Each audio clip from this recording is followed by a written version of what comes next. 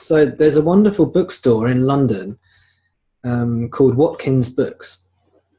And when I was seeking, I used to go there loads and buy books from that store. And if you walk into Watkins Bookstore, which is near Leicester Square in London, and you go downstairs, on the left, you'll see the Nonduality section. And there'll also be an Advaita section and a Sufi section, and all these different, there's also a tarot section and anything kind of spiritual or light worker related, any of that kind of stuff, it's all there. And I picked up this book from them. I picked up lots of books from them. And this is called, can you see that? Yoga Vasishta Sara. So there's a very famous Hindu text called Yoga Vasishta. And it's the yoga taught by the sage, the holy man called Vasistha. And he's teaching, it's very unusual because the person he's teaching is one of the most important Hindu gods. So the person who's being taught is a god. And it's the god Ram or Rama. So Rama's a young boy and he's being taught the art of self-realization, the path to self-realization by sage Vasistha. And you can see this book's called Yoga Vasishta Sara. Sara means the kind of essence. So it's the concise form. It's the essence of the Yoga Vasishta. You see it's a very thin book. This is you can see it's a bit thicker, this one, yeah? This is like, this is still not the full text. This is still an abridged translation. You can see it's huge. And it's it's a text that I believe Ramana Maharishi really loved, because in some of his most important works, I think it's the 40 verses on reality and the supplement of the 40 verses on reality that he wrote, he actually includes quite a few verses from Yoga Vasishta. There's a real complete teaching in here. You can download it online for free. So I recommend you do that and have a look through. And what I've done, I've just selected a few verses. So I'll just read you a few. Salutations to that calm effulgence, which is endless and unlimited by space, time, the pure consciousness which can be known by experience only. Salutations to him. Salutations to peace. That which is beyond time, beyond place, which is everything and nothing. Salutations to him. It says, the pure consciousness which can be known by experience only. This is warning us not to figure this out with the mind. We can listen to the teachings with the mind, and then we must be still and sink into our hearts and have the experience, and not just remain on the conceptual level only. The next verse I've picked out. Until one is definitely blessed by the Supreme Lord, he will not find either a proper guru or the right scripture. Unless we have the Lord's blessing, we're nothing. The Lord's blessing us all the time. Are we open to it? Are our hearts open to him? And I must say at this point, because I know I've been using these words, him and her, if you respond, see, the key is to use a version of God, use a form of God that you're attracted to, that resonates with you. So if your form of the divine is feminine, then that's fine. That's not going to be a problem. So whatever form of the divine that works for you. And if your form of the divine is non-personal, maybe it's a sense of life or a power, an animating force, that's fine too. So whatever works for you. Next verse. Just as a steady boat O Ram, is obtained from a boatman, so also the method of crossing the ocean of samsara is learnt by associating with great souls. So here is the first of the verses in this compilation extolling the virtues of satsang. Just as a steady boat is obtained from a boatman, so also the method of crossing the ocean of samsara is learnt by associating with great souls. So the method for release here is satsang. It's to be with the teacher. And all you really have to do is be still and attend satsang.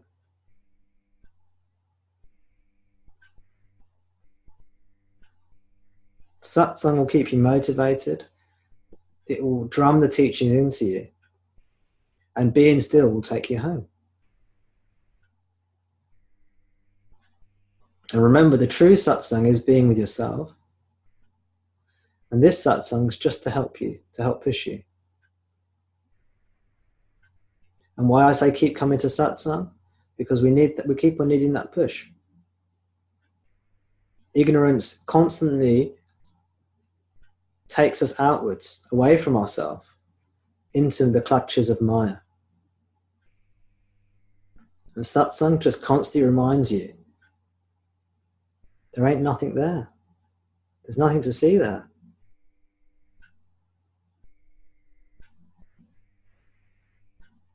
The great remedy for the long-lasting disease of samsara is the inquiry.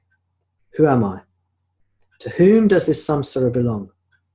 This inquiry entirely cures samsara. Through asking, who am I? To whom does this samsara belong? Samsara, which for those of you who haven't come across that word before, basically means suffering. It basically means the world and our addiction to the world, our fears and our desires and our suffering.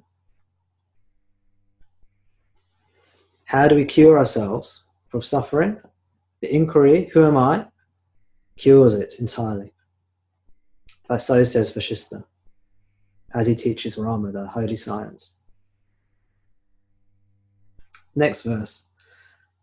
Not a day should be spent in a place which does not possess the tree of the wise knower of truth with its good fruit and cool shade. I love these metaphors. Bask in the shade of Jnani. Bask in the shade of the self. The sages are to be approached even if they do not teach. Even their talks in a light vein contain wisdom. Even the throwaway comments of a sage contain wisdom. Just be with the teacher. The energy that emanates from a teacher gives you great peace. The teacher is the self. And when you're with a teacher, the self of the teacher resonates with your mind and calms you down and draws you back into yourself, which is the true teacher. The Sadguru, which means the true teacher, is yourself. The external guru is just the superficial outward form.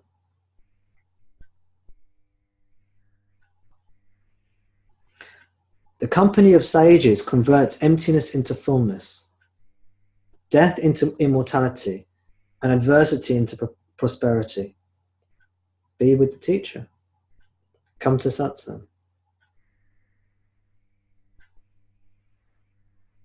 He is indeed an unfortunate person who, not knowing his self, takes pleasure in sense objects, like the one who realizes too late that the food eaten by him was poisonous. To indulge in the world is like the person who's eaten poisonous food, but only realizes it afterwards when it's too late. This whole teaching is basically saying, be still.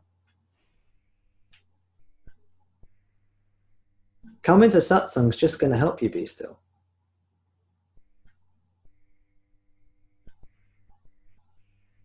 The stiller you get, the more illusory all this becomes. It just becomes less important. just becomes like wispiness, like clouds in the sky. You still see them, but there's nothing there. The clouds might look alluring. They might look like castles in the sky. They might look like fame and fortune and power and wealth, all dangling there before you. But don't go there. Stay with God. Stay with yourself.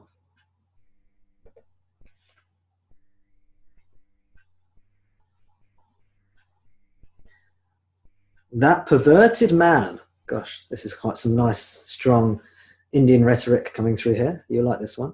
That perverted man who, even after knowing that worldly objects are deceptive, still thinks of them is an ass, not a man. Okay? That perverted person, let's say. Okay? Let's not get too sexist now. Now we're talking about asses. That perverted person, even after knowing that worldly objects are deceptive, who still thinks of them is an ass, not a man, not a person. You who have been lucky enough to hear these teachings, you still are addicted to things of the world, you're an idiot. That's what this teaching is saying. It's trying to motivate you. It's trying to show you in different ways, using different forms of language. This is like shock therapy now. You know, before it was all nice. Now it's like, you're an idiot, you're a pervert. You're a donkey, you know. The sage is now insulting you. Any trick that they can use, they'll use to just try and get you to turn within. Even the slightest thought immerses a man in sorrow. When devoid of all thoughts, he enjoys imperishable bliss. I'm going to stop there.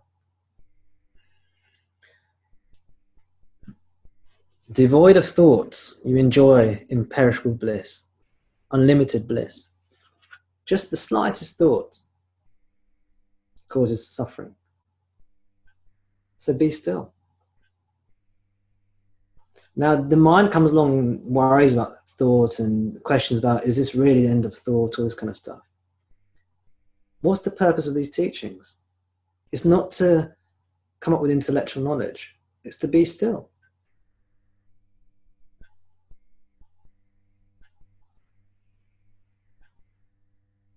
It's to stop engaging all that thought stuff.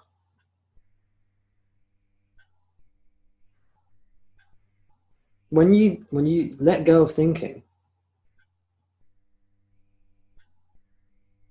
thoughts initially still come. They still come along.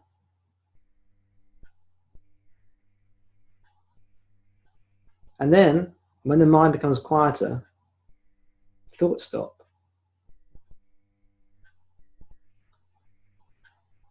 And you reach that place where there's no thought. And then thoughts come, but it's not you thinking. It's just thoughts happening. And in that place, it feels like there's no thought. It doesn't feel like you're thinking. It's just thoughts happening. Just like everything else is happening. Where I'm sitting now, I can hear a clock on the wall just ticking. And it's empty in the sense that it's just what's happening. It's meaningless. And thoughts become like that. It's not that they totally stop. They still occur. But from the way it's experienced, there's no thought. There's no thought at all. Because there's no thinker.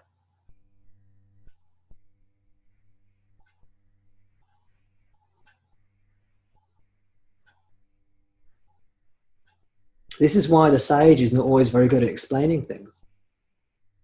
Because the point of view of the sage, point of view of the realized one, is different to the point of view of the ignorant. Not fundamentally different, but apparently different. So the sage will say there's no thoughts, that there's no one here, that there's no individuality. And the person in ignorance will say, but you know, I can see you thinking, I can see you functioning. And the sage will say, yes, me too. I can see that too. I can see the thinking. I can see the functioning. I can see the body. But there's no one here. There's no thought. It's because when it's not your thought, it's as if there's no thought.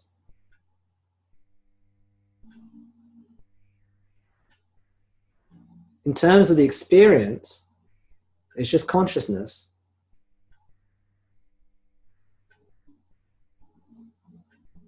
And then you could say maybe things appearing in consciousness.